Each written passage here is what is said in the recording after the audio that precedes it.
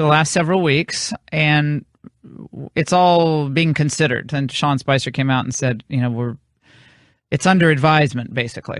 So the story seemed to change, although that's not really that surprising. 1 minute you're there, the next minute you're not. Until the moment you're out the door, you enjoy the confidence of the president. Of course, what is she going to go out and say? No, he doesn't enjoy the confidence of the president. Well, he's not gone yet. And I think she said what she knew at the time. But it got tricky on the Today Show. Again, I've said this before. I'm going to repeat it. And it bears repeating.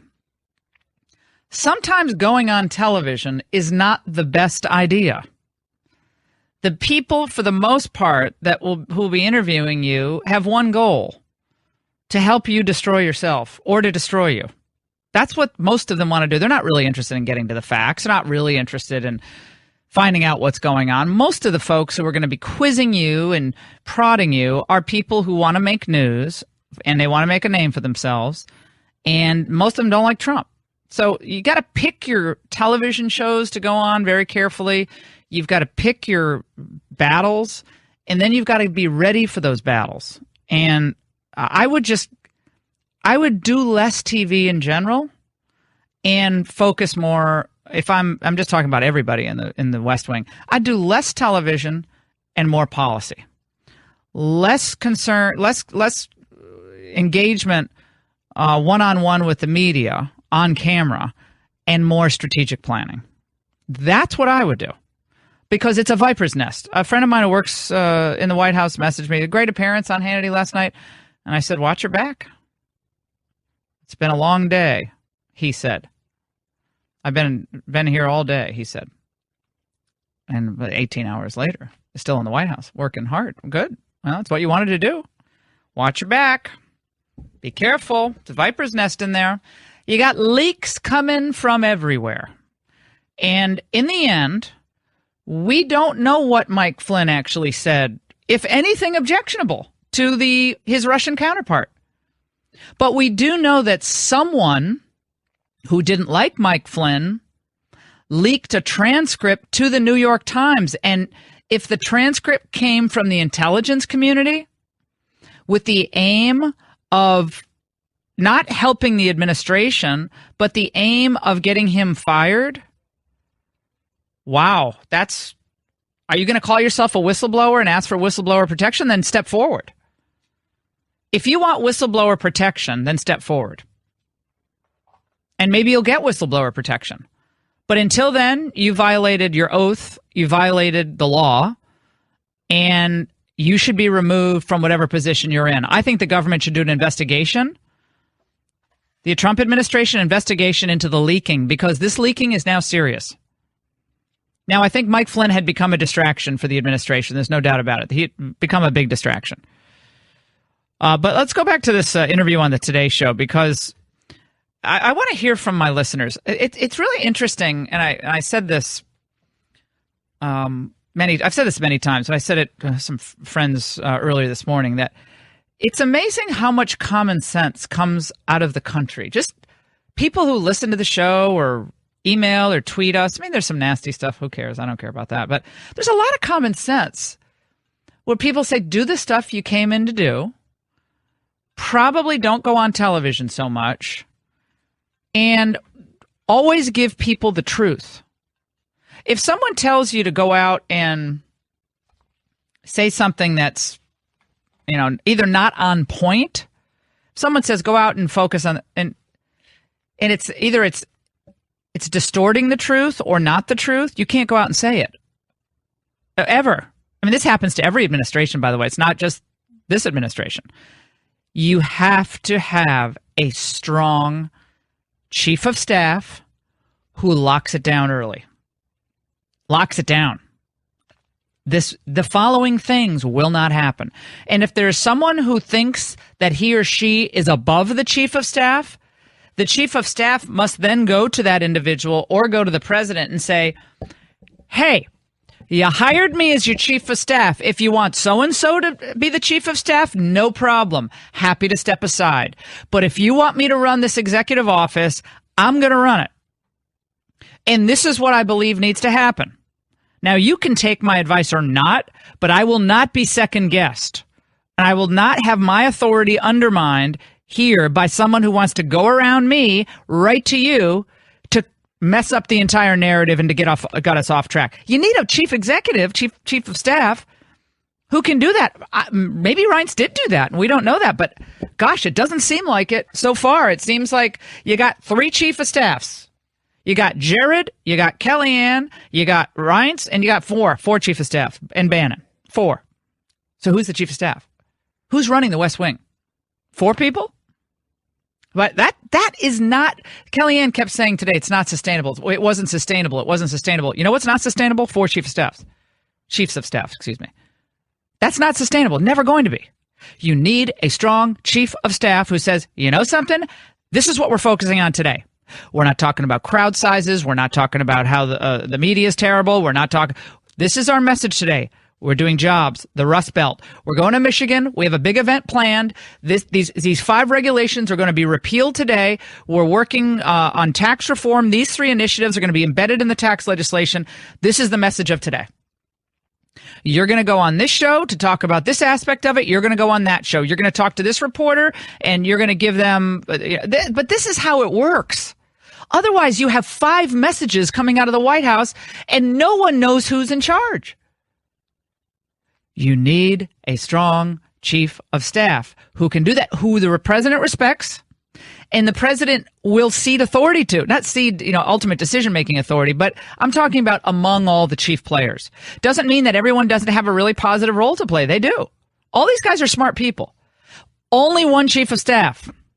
No, if you don't have separate fiefdoms where I have walk-in privileges, if I hear that one more time, I have walk-in privileges, who cares? We don't care if you have walk-in privileges. We care about the fact that you're losing the narrative 3 weeks in. That's what we care about. Repeal and replace of Obamacare is nowhere in sight as far as I can tell. But we've lost a national security advisor. We've lost that. Apparently we don't have a solicitor general in place. And now we've petitioned for en banc hearing at the Ninth Circuit. So now you're going to have 11 liberal judges on the Ninth Circuit hearing your immigration case. Good luck. Here's one place a conservative never wants to be. Ninth Circuit, ever. You never want to be in the Ninth Circuit. It is a nightmare.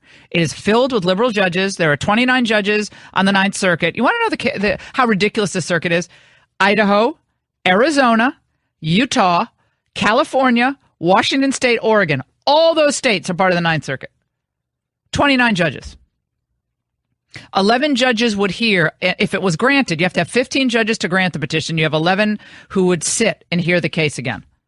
Now, what are the chances that you're going to get a majority of those 11 judges on an en banc proceeding? That means all the judges hear it. But it's because it's so big, you don't do 29, you do 11. What are the chances that you're going to get a majority of those 11 ruling in favor of the Trump administration?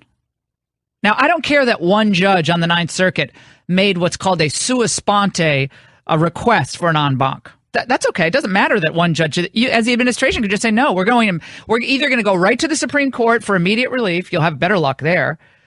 Or you're going to repeal and replace your own executive order with something more narrowly tailored, which I would recommend. Or I guess you just try to go back and argue in front of Judge Robart in Seattle, which is a disaster. That's never going to help you. So there's just the way things are being decided is not, in my view, helpful. And you need someone in there who can right the ship. That is my view. I will tell you the truth. I will tell you my unvarnished opinion. I'm sure, I'm not going to be the top of the list of the next social event at the White House because I'm saying what I'm saying. Now ask me if I care. I didn't care when I took on the Bush administration in the second term. When I stopped getting invited to the White House, guess what? You know what I kept? I kept my integrity. And I kept my principles. Doesn't mean I'm perfect or don't make mistakes, but I stand by the issues that this president won on and ran on. And I stand on the idea of American sovereignty and an efficient running of the executive branch, where mistakes will always be made, but when they are, you quickly learn from them and right that ship. The Today Show was not the place to try to make the case for the Trump administration. Kelly, and General Flynn. That makes no sense. Last month, the Justice Department warned the White House that General Flynn had misled them, and that as a result, he was vulnerable to blackmail. And at that moment, he still had the complete trust of the president?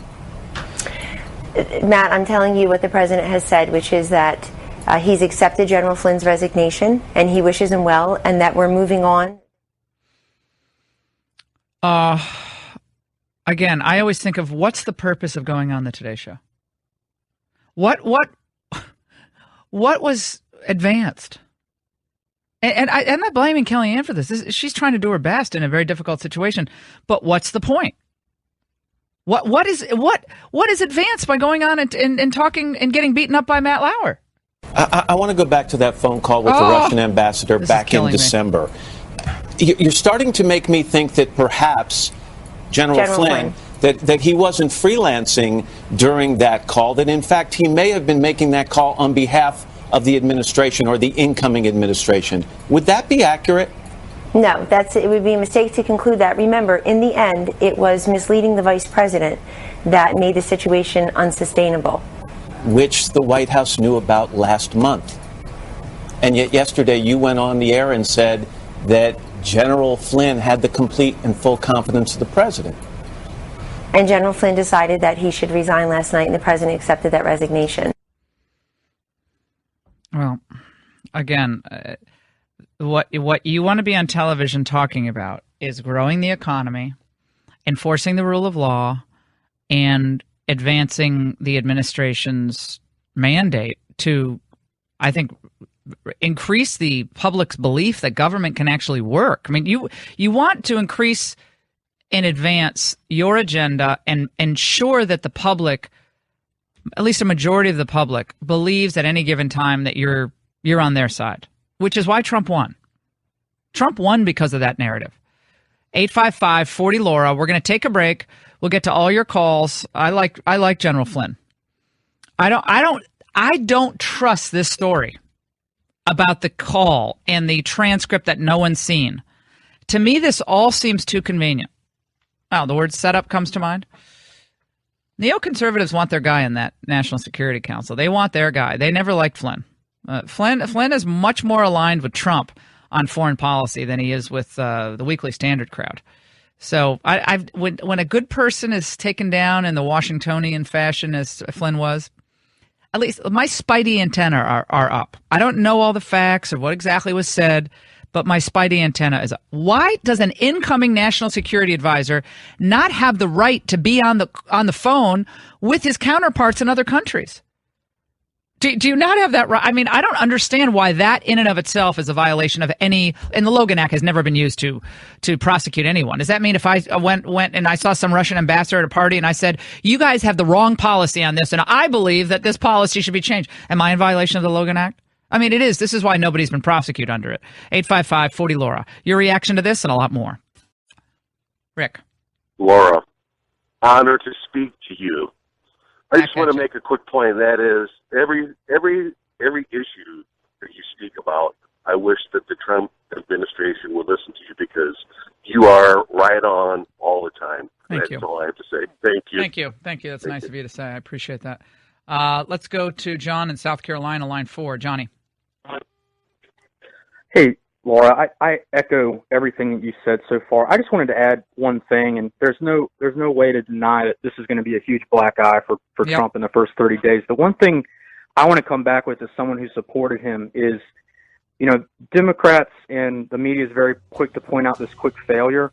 But if you look back on the previous administration and quite a few of the Fast and Furious, IRS, Benghazi, no one ended up being forced to resign or resigning over those, and it led to. So I just wanted to point that out. That's a great point. They never fired anyone. The only one who got fired was Van Jones, and he ended up over at CNN, right?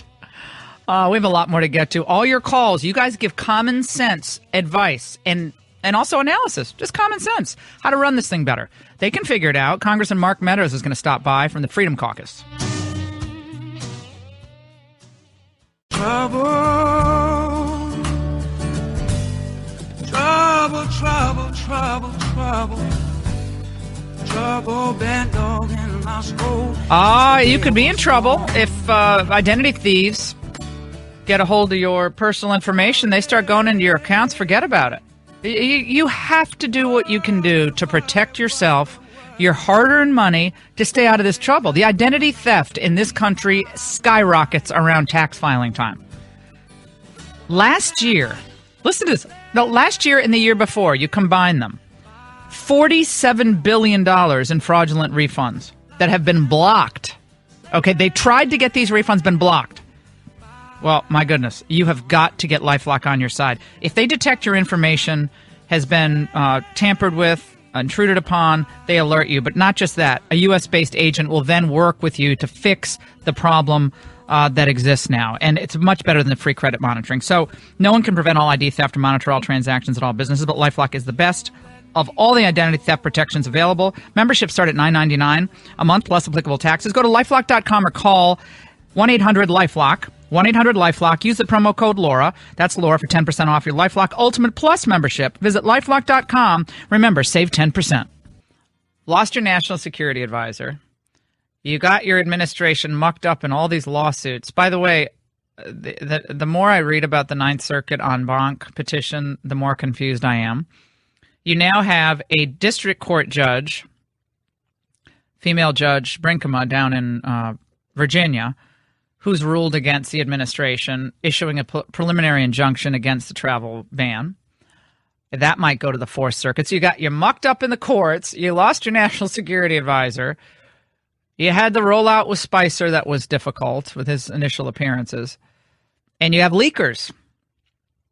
And does it make sense that officials from a previous administration can go ahead and sabotage a national security advisor for a new administration?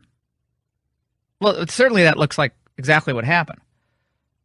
Well, Sally Yates is a partisan who they somehow picked as acting attorney general, which still boggles the mind.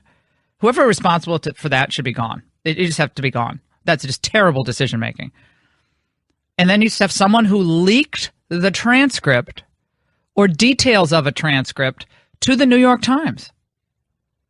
This is top secret information being leaked by either Clapper's people, Brennan's people, Yates and her team, an underling. I don't care who it is. Got to find out who it is.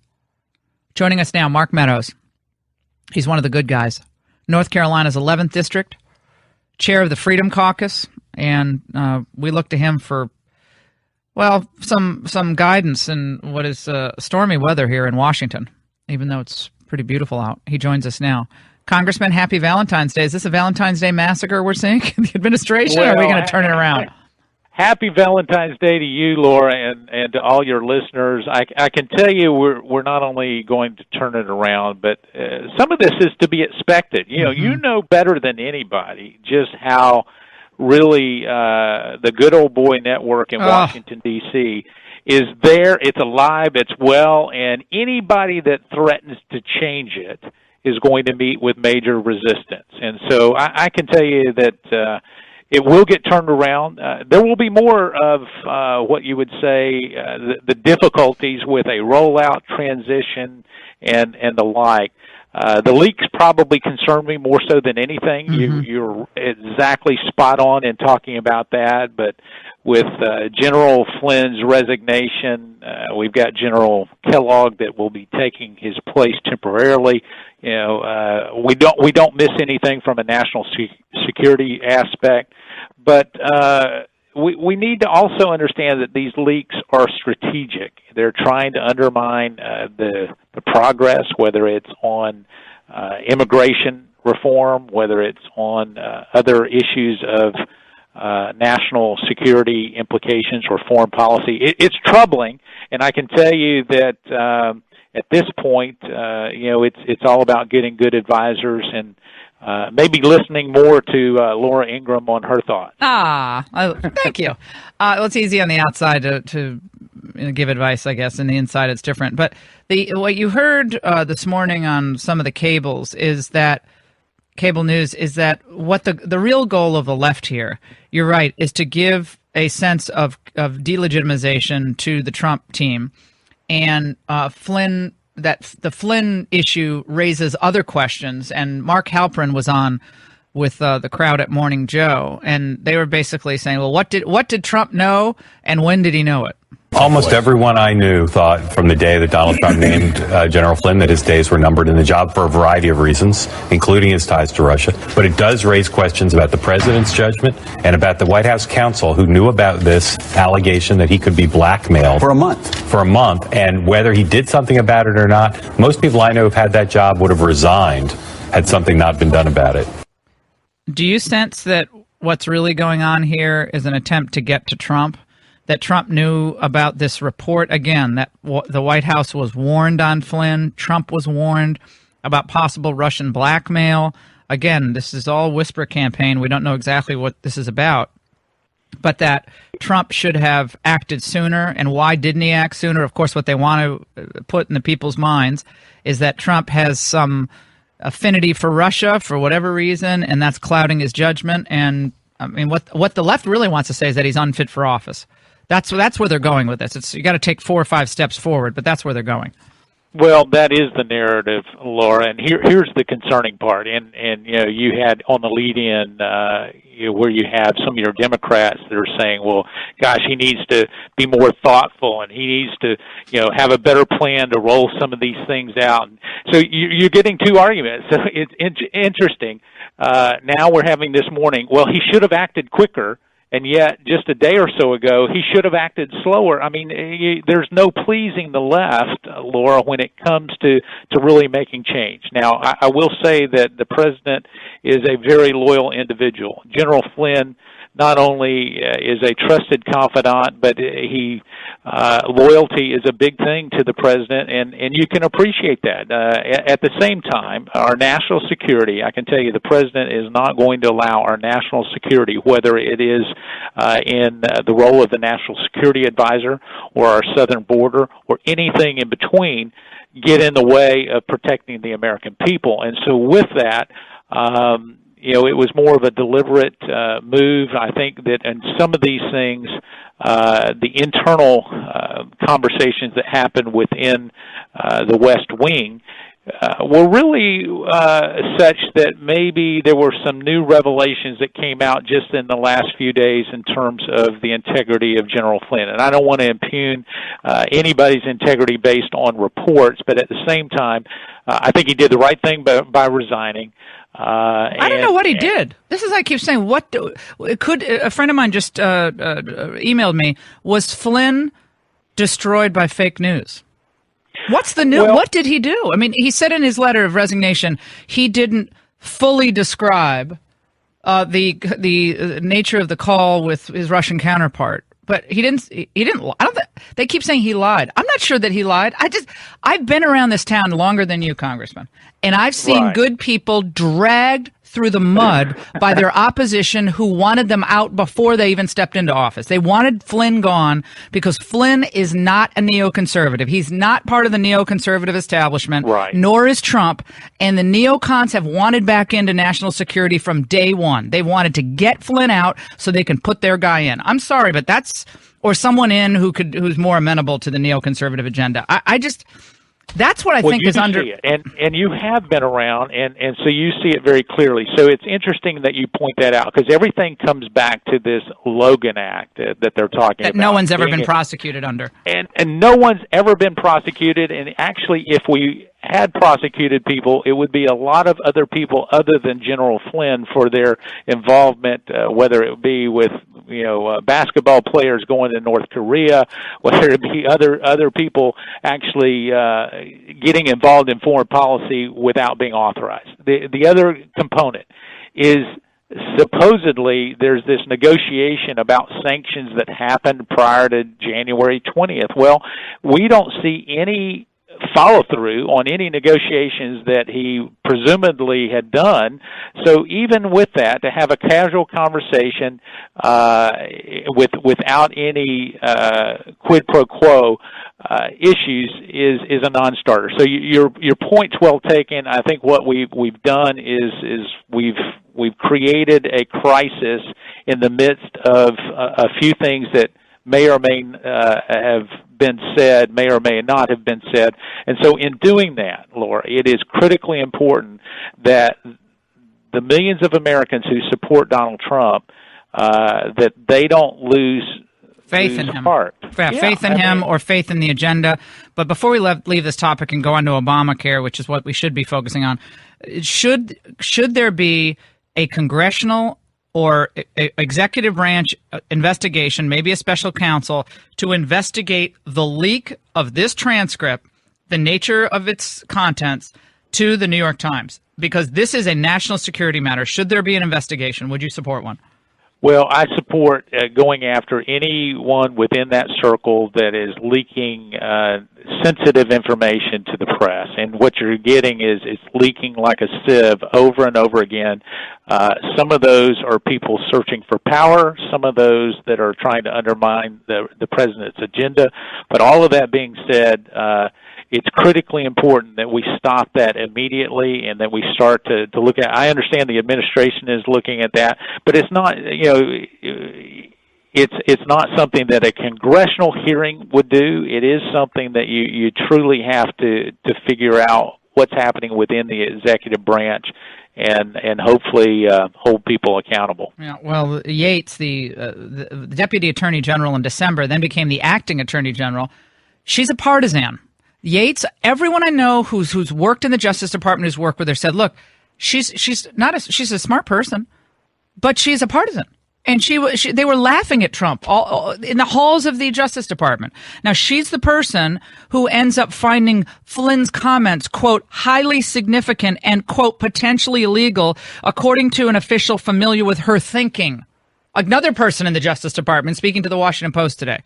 All I'm saying is, the decision-making in the West Wing, from who they put in as acting attorney general to how they rolled out this immigration executive order, they've got to do better.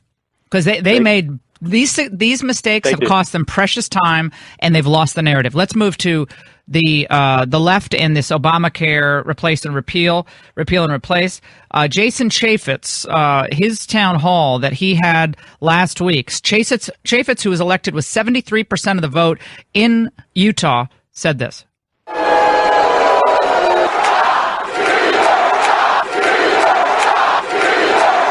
In my heart of hearts, that given the choice that was before us, by far Donald Trump was the better choice. By far. Okay, so they interrupt him. It's a decision, and again, he's not a big fan of Trump, so we knew that during the campaign. He didn't like Trump. Right. But now we have the information from Paul Sperry at the New York Post that they are organizing even in friendly town hall settings, their activists to fan out, to separate, to sit in separate parts of the town hall events, and to shout down and to attempt to humiliate Republican congressmen and senators. What are you finding in your North Carolina district, and do you have public town halls planned? Well, we do our town halls every year in August, Laura, and then between that, when we're in session like this, we'll do either a Facebook town hall or teletown hall. So our public town halls are normally during the August recess, and we'll do multiple ones. So I have not actually had a personal town hall, nor do I plan to do one. It's interesting. We just came off of an election, November 8th. Right. It was only a few months back. I had more public events in October leading up to the November 8th election, and so to somehow think that I'm going to be better informed on the issues a month or two later by holding a town hall, it really defies logic. So what we really have to do, and what I've done, is I've reached out to a lot of those people that are on the left and said, what are your concerns? And most of them are concerned about being kicked off of their insurance and pre-existing conditions. So as long as we address that on a replacement plan and actually promote personal responsibility in our health care cost and choices, I mean, most people will negotiate more over a head of lettuce at a grocery store than they do over their doctor. Right, but where's the plan? You got to control costs, though, and it seems like everybody's running scared from Big Pharma. They don't want to touch the drug prices, which I think is really stupid. You and I both know that I'm willing to tackle anybody if Big it goes Pharma at it, that's and a nightmare. even including Big Pharma. And so I can tell you that we have. I'll help you on that. I know you will, and you mean what you say, and I appreciate that. And so, Laura, here's the interesting thing is the Freedom Caucus, we have to get 80% of our members to support a particular plan. We're just a few votes shy of that, so we'll, breaking news with you today is that I fully expect that we'll endorse a plan that will be very similar to Dr. Rand Paul's plan. It's actually Governor Mark Sanford's plan. And as we do that, it will be a specific plan where we start to discuss the merits of the individual plan, not a bunch of concepts.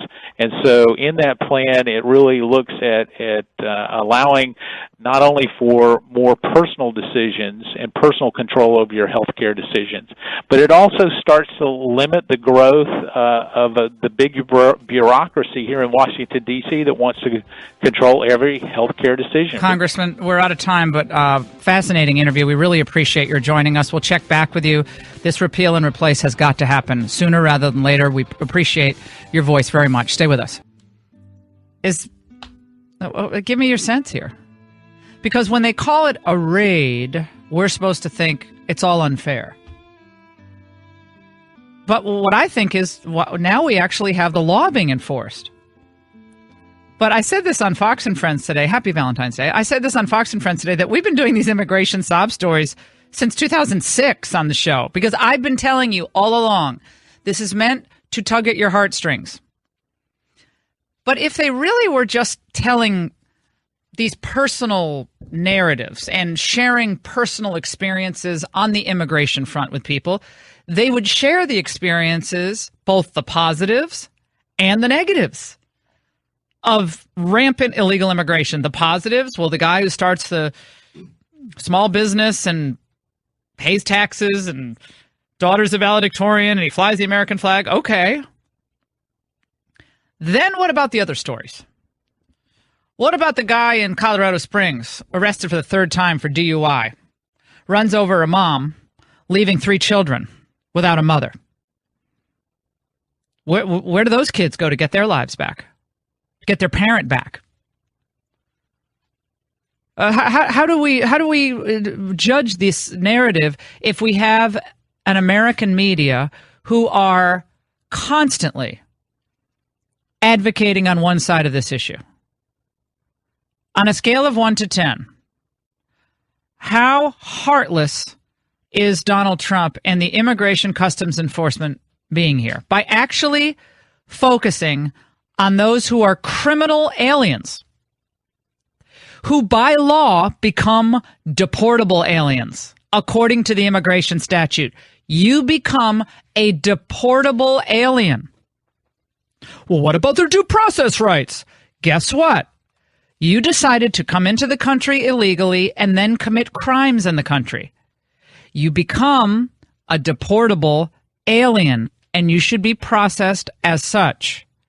If you have decided to have children in the country, you had children thinking that would inoculate you from deportation.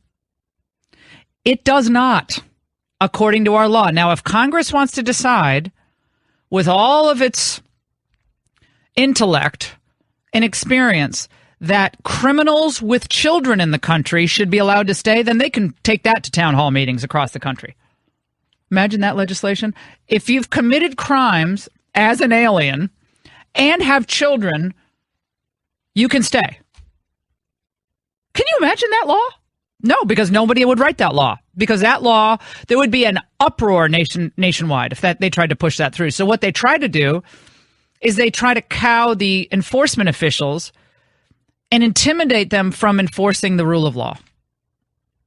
Because if you conduct an immigration sweep, which is what our nation had always done, going back to the 50s, immigration sweeps it's called enforcing the rule of law.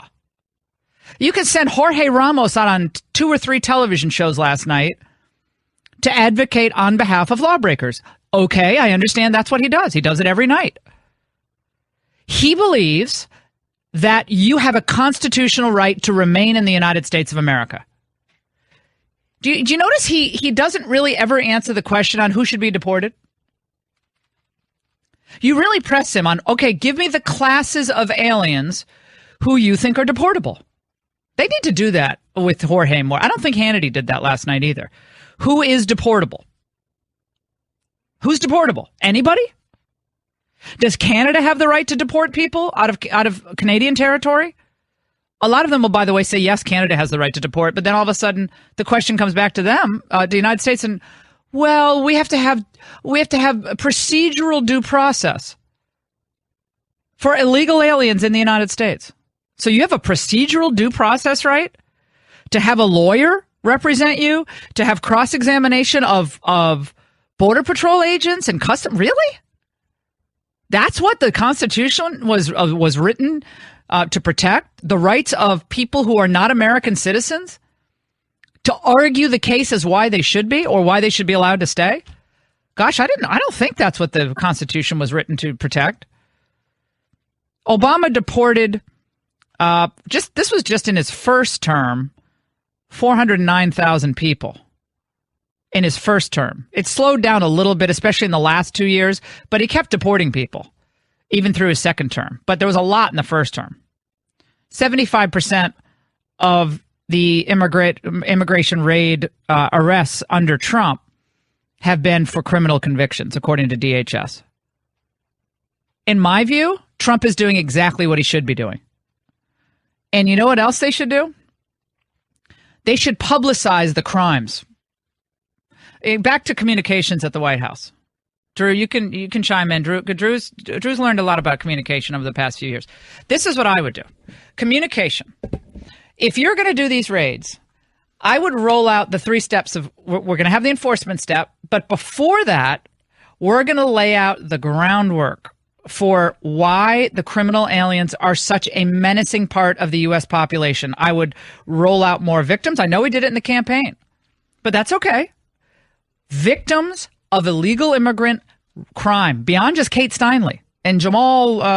Right, because the average person, Laura, doesn't know these crimes. They don't get the full, why it's so heartening and why it's so disheartening to people and why it really hurts the average American citizen who's here following the rules, paying taxes, doing all the right things. And when someone comes in, all you get is the sob story, the graduation person, or you get, the hardworking immigrant that all he wants to do is work, not the person who's coming across the border and paying taxes. They're drugs. They're paying taxes. They're here for 20 years. They're great Americans. Well, they're not Americans, number one. Right. They violated the law. They're using false documents. And some of them, we know from past prosecutions going back to the 90s, some of them did vote. I'm not saying millions of people vote illegal, but some did. Right. And this can't stand. This cannot stand. We got a lot of people calling in. 75% of the immigration rate. So back to the communication. I would lay the groundwork factually for the problems that we have. We have 180,000 criminal aliens who have been released into the system, back into the United States, who need to be deported, who don't show up for their deportation hearings. Now, Trump said that on the campaign trail, and they tried to Pinocchio check it at the Washington Post. They do this fact check. They had to say, I was reading back on this yesterday before I was on with Hannity, that is a true number. Yes. That's factual. 180,000 criminal aliens just released back. Now, why were they released? Well, in some cases, their home countries won't take them back. Do you think Trump doesn't have leverage over these countries that won't take back their criminals? Honduras, here's what's going to happen. You're going to take the 15 child molesters and the 4 drug pushers and the people involved in hit and runs and the people involved in armed robbery. They're all going back, and they're going to be sent to you tomorrow. If you try to send them back to our country, or you release them and we find they come back into the United States, we will hold you accountable. Our trade policy will be affected. Our security policy will be affected. All of this will be affected unless you enforce your own rule of law. You take your own people back. But you got to message this, and you got to tell the story of the victimization of the American public, because politicians on both sides of the aisle refuse to do their sacred job, which is to keep this country safe. They refuse to do it for a lot of reasons. And these crimes that were committed are horrible. 180,000 Yeah, and it's rape, thank you, rape, domestic abuse. The hit and runs are rampant.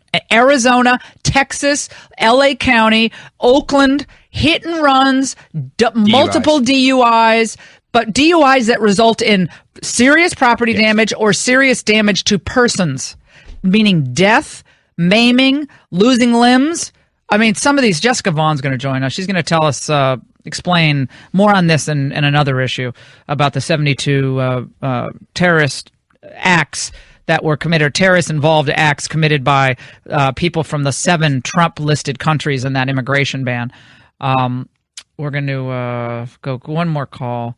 John in New York. John's making my point about going on all these television shows and why we're going on so many TV shows. John, quickly. Yeah, I agree with you. Like, everybody's tuned the media out. There's no reason to put the guy on every Sunday show. Let them have, like, some clown on there like Mark Cuban. They're going to suffer if Trump people aren't there. I don't know why he's doing this. And one second thing is, this Congress has got to get behind this guy. They got to start. I mean, they got to realize the left will do the same thing to any one of them, like Paul Ryan. These guys got to have his back. We're watching, and you know what they're going to do? They're going to run clowns like Mitt Romney, and so the establishment, either whoever wins, they got their guy in there. The knives are out for Trump. Let's face it, the knives are out. We're going to take a break. Jessica Vaughn's going to join us. The truth about what the Washington Post claimed about her analysis of the terrorist activity since 9/11 and what countries of origin have sent terrorists into this country. Don't go away. And they didn't really cover it in the press much. But Trump does it, and suddenly Trump's the worst person ever. Also, the information about the 7 countries that were listed in Obama's temporary travel ban. The Washington Post did a fact check on a Center for Immigration Studies report where 72 terrorists, was reported, came from countries covered by the Trump vetting order since 9/11. That's what Stephen Miller did say on 2 Sunday shows on Sunday. Is that actually the case or not? Joining us now, Jessica Vaughn, for a very brief appearance to tell us why the Post is wrong. Jessica, welcome. Thanks, Laura. And can I first say, I think the opposite of heartbreak is heartthrob. Heartthrob, thank you. But you could have a heartthrob. Yeah, I guess you're right. Heartthrob, that's about as close as we can come for the time being. Let's hope it's not heartbreak in the West Wing here over what's happening today. KT McFarland is out. We have Michael Flynn out. But let's move to this issue of the 72 individuals from 7 countries covered in the Trump ban that have been convicted in terror cases since 9/11. The Washington Post said that that's misleading because some of them were convicted of crimes that were not directly terror crimes, but that were giving material support or other fraud cases or drug trafficking cases. What's the story? Well, I think people can judge on their own. One of the cases that the Washington Post suggested was not a real terror case, was a guy who was dealing heroin on behalf of Hezbollah to raise money for Hezbollah's activities. I think that's clearly terror-related. Others were laundering money in the belief that it was going to go to Hezbollah, a group of guys in Rochester, New York, who were hoping that they were providing support to that terrorist organization. Others, there's a whole group of them many of whom entered as refugees originally from Iraq, were being investigated by joint terrorism task forces around the country around the time of 9/11. And then 9/11 happened, and they decided these guys had fraudulently obtained hazmat licenses. Lovely. Yeah, and so they decided not to wait to find out what they were going to do with those hazmat licenses and to just get them out of the country as quickly as possible and use whatever means possible. I mean, anyone who follows federal organized crime enforcement knows that you go for what you can get them on, and sometimes if you think it's urgent, you go for the easiest low-hanging fruit in terms of charges. And, we don't want to give people the chance to be successful in carrying out a terrorist Isn't it better, though, Jessica, just to say that 72 people have been convicted of a variety of crimes, including terrorism? Some was visa fraud. I mean, maybe it's just the way I'm one of your biggest fans. You know that. So we rely on you guys for all the great investigation and the work you do. But maybe it's just better to say is 72 serious crimes, including terrorism-related crimes, and ones that are, steps toward an ultimate terrorist act. Maybe just that's the way to label it or something.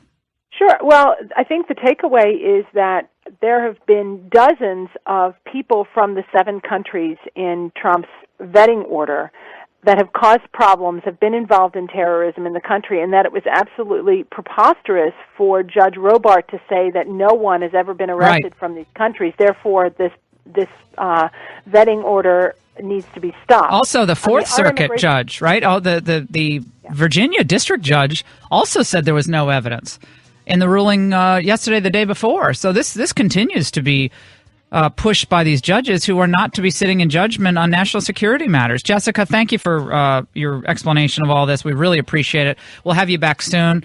Thank you so much. We're going to come back. Congressman Tom McClintock is going to join us from California's 4th District. Don't go away. The nasty T-shirts that they wear. I mean, because that's a dead giveaway when they wear the dirty knit caps and the women have their big floppy skirts. And here's a clue. If you're at a town hall event for a Republican congressman, here's my rule of thumb. If you're at a town hall event for a Republican congressman and the woman sitting next to you has a big floppy skirt and is wearing socks with sandals, then it's probably a good bet that she's working with the opposition and she's part of the resistance. Meet the resistance. Joining us now, an old friend, Tom McClintock, congressman from the great state of California, 4th District, and he recently had a little run-in with the lovely Tolerance set in California, who were targeting one of his events over the weekend. He joins us now. Congressman, good to talk to you. How you doing? Just great, Laura. Thanks for having me. So how did they organize at your event? Do you know how it actually was put together, this resistance to free speech and the sharing of ideas? What went down? Well, essentially what your previous mention indicated. They got there early, took up all the seats. We had a venue of about 220, which normally is more than enough for a town hall. In a community like Roseville, we ended up having 1,200 people descend on the event, and again, most of them I think were conscientious citizens who were just really mad they lost the election. But there was clearly an element that came there to disrupt, and that's exactly what they did. Well, what do you do as a congressman in the face of this? Because they're not interested in having a conversation. They're interested in intimidation, demonization, and denigration. That's what they're interested in doing, and deflection. That's exactly what makes these times so dangerous. I mean, we have the best system ever devised in all of human civilization to resolve exactly the kind of disputes that we're having today as a society. But it only works as long as Americans are talking with each other and not shouting at each other. There was one time in our history where we stopped talking with each other. That was the election of 1860, and the parallels are rather eerie. I mean, we had rioting in the regions where the Democrats dominated. The Democrats refused to accept the legitimacy of the election itself. Their leaders pledged resistance to the new administration by any means necessary. They asserted the doctrine of nullification, this notion that any state that opposes a federal law can simply defy it. And then finally came the secession movement, which is the ultimate rejection of our Constitution and the rule of law. And what are you seeing in California right now?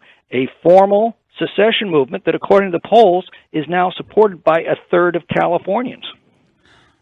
Well, secession to a lot of folks across the country who see California as a runaway train right now, I think a lot of the country would say, go ahead, make our day. I mean, I love California. I'm a member of the California Bar, as you know, and spent a lot of time in California, lived in San Diego. One of my most wonderful summers have been living in California. Love the state and love the people of the state, even though pretty liberal at this point. But you can't blame the rest of the country for just saying bye-bye. I mean, we'll trade with you to get some of that food from the breadbasket up there. But Other than that, and the beaches, everything else, we'll come visit, but we can't deal with this. It's just a nightmare. Well, then we'll have to enforce the other borders. When a third of a state hates our Constitution and our country so much they would back the secession movement, that's a pretty powerful warning not to let that happen across the rest of the country.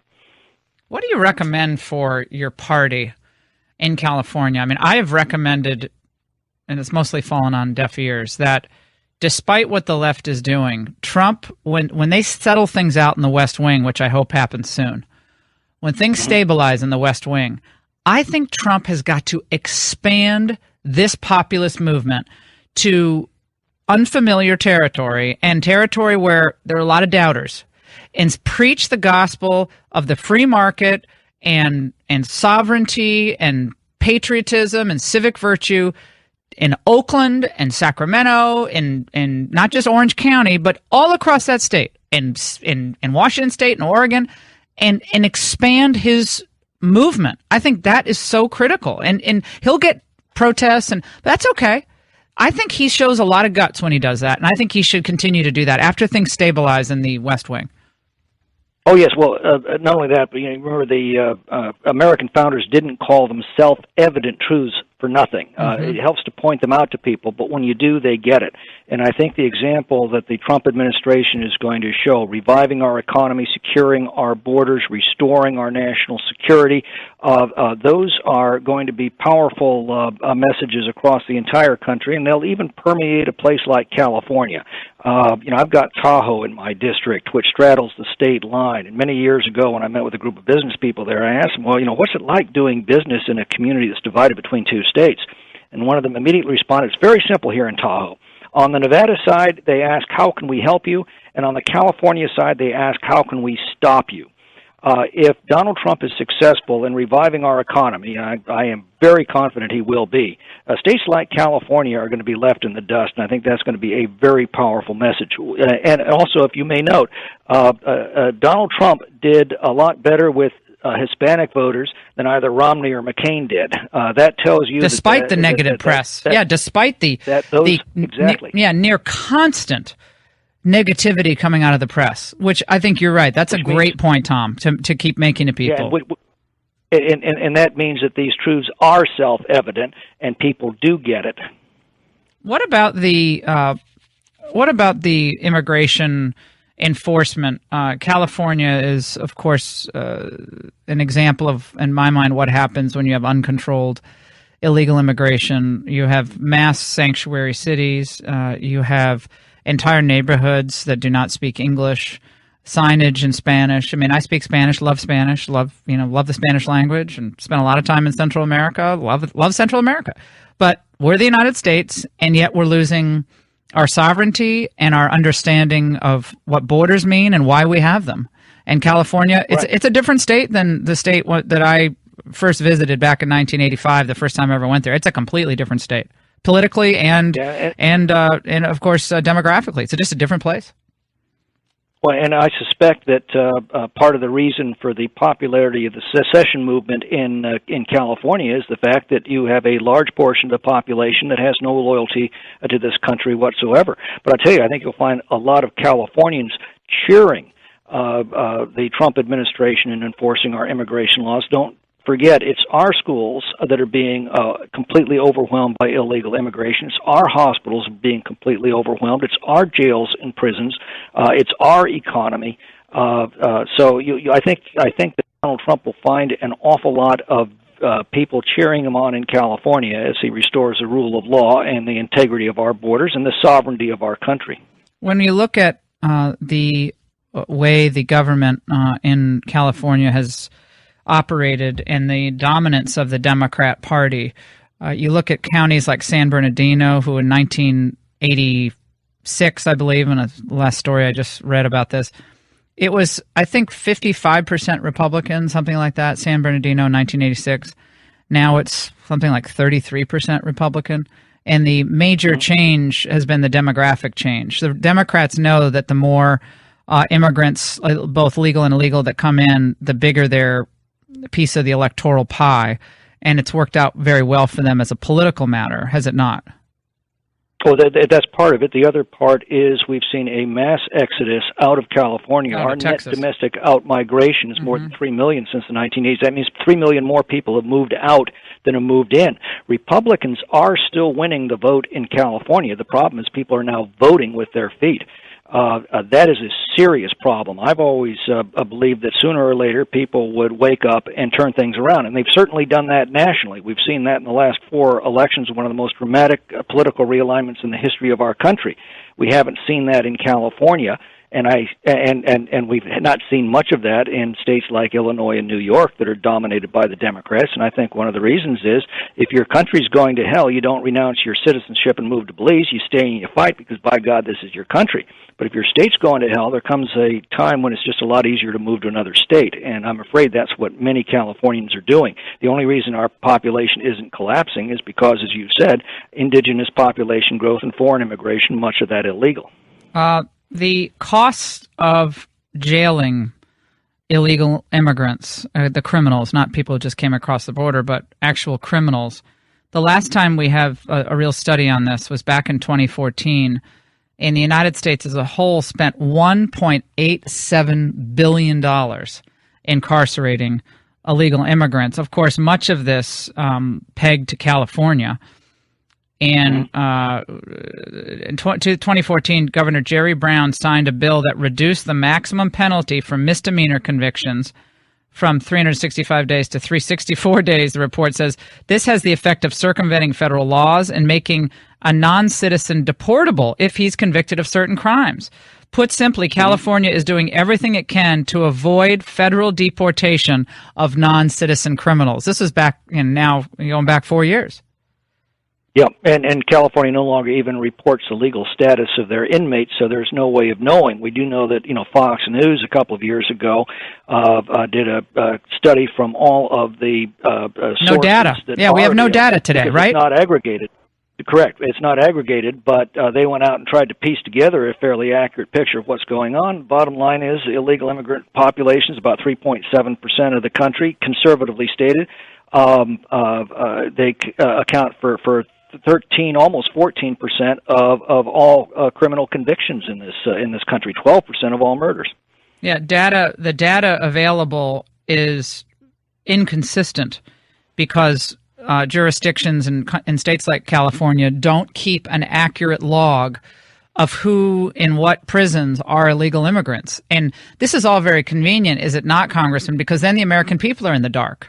They think what they see on CNN, that they're all people working in hotels. These are good people. Turns out it looks like about 22 or 23% at least of California's population, prison population, is illegal immigrant.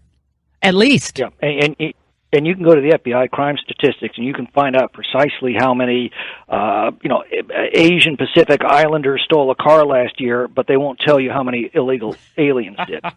Well, those Pacific Islanders are they're problematic for sure, Congressman.